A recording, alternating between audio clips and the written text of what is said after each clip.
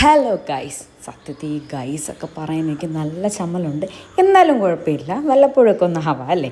ഞാൻ ഈ നേരെ പോകുന്നത് എങ്ങോട്ടാണെന്നല്ലേ, കാര്യവട്ടത്തിനും കഴക്കൂട്ടത്തിനും ഇടയ്ക്ക് വരുന്നൊരു കഫേയാണ് കേട്ടോ, അപ്സൈസ് കഫേ പോകാൻ ഇഷ്ടമുള്ള ആരാ ഇല്ലാത്ത എനിക്ക് തോന്നുന്നില്ല. കാരണം അവിടുത്തെ ഒരു ആംബിയൻസും ആ ഒരു വെറൈറ്റി ഫുഡും ഒക്കെ കഴിക്കാനായിട്ട് കൊതിയുള്ള എല്ലാവരും പോലെയുള്ള ഒരാൾ ഞാനും.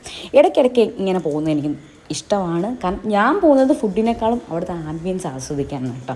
ഓരോരുത്തരും ഓരോ രീതിയിലല്ലേ. സോ അങ്ങനെ ഞാൻ കഫേയിലേക്ക് പോവുകയാണ്. കഫേ ചെന്ന് ഞങ്ങൾ നേരെ ഫുഡ് ഓർഡർ ചെയ്യാനിരുന്നു. കാരണം എനിക്കാണെങ്കിൽ ഒന്നാമത് ഫുഡ് ഒരു ഇച്ചിരി ലേറ്റാവും. അപ്പോൾ ഇങ്ങനെ കാത്തിരിക്കേണ്ടേ. അപ്പോൾ ആദ്യമേ ഫുഡ് ഓർഡർ ചെയ്ത് കഴിഞ്ഞാൽ പിന്നെ പണി കഴിഞ്ഞ് കിട്ടുമല്ലോ. അങ്ങനെ എനിക്ക് എന്ത് ചെയ്താലും പെട്ടെന്ന് ചെയ്യണം എന്നുള്ള ഒരാളാണ്. പക്ഷെ എനിക്ക് ഇച്ചിരി പെർഫെക്ഷൻ കുറവായിട്ട് എനിക്ക് പലപ്പോഴും തോന്നാറുണ്ട്. സോ അങ്ങനെ ഫുഡെല്ലാം ഓർഡർ ചെയ്തിട്ട് ഇങ്ങനെ ഇരിക്കും. എന്നോട് പിണങ്ങി എന്നെ മൈൻഡ് ചെയ്യാതിരിക്കുന്ന സാന്ദ്ര എസ്.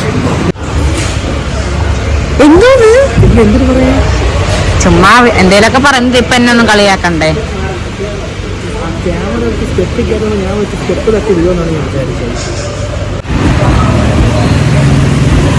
ഇത് സിനിമയല്ല, സിനിമയല്ല, കഴിക്കാൻ വന്നതാണ്. ഞാൻ എടുക്കുമ്പോഴുണ്ടല്ലോ എടി അനങ്ങടി. അതല്ല, നമുക്ക് ഈ വെള്ളം വേണം. പിന്നെ കഴിക്ക്, എങ്ങനെയെങ്കിലും കഴിക്കും. കഴിച്ചു നോക്ക്.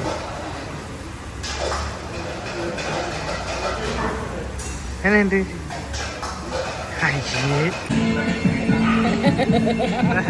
മത്തല്ല,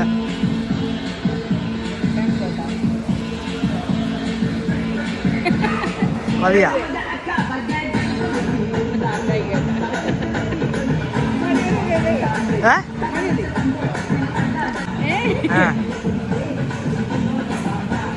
ഞാൻ ചിക്കൻ പീസ് കടിച്ചു വെച്ചൊരു ഡാൻസ് വെച്ചോ ചുമ്മാ.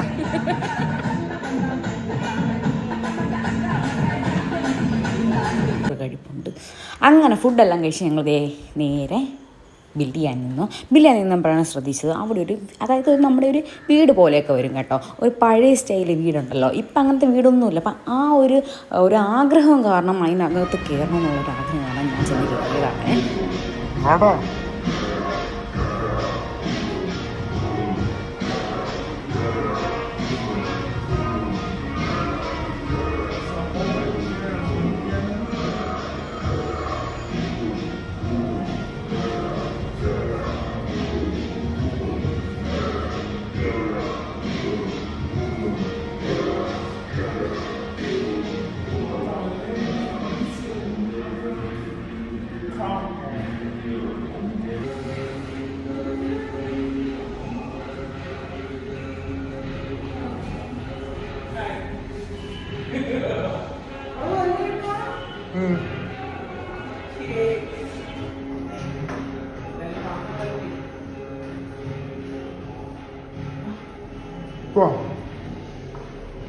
അവിടെ ആളുണ്ട് കയറുന്നുണ്ട്.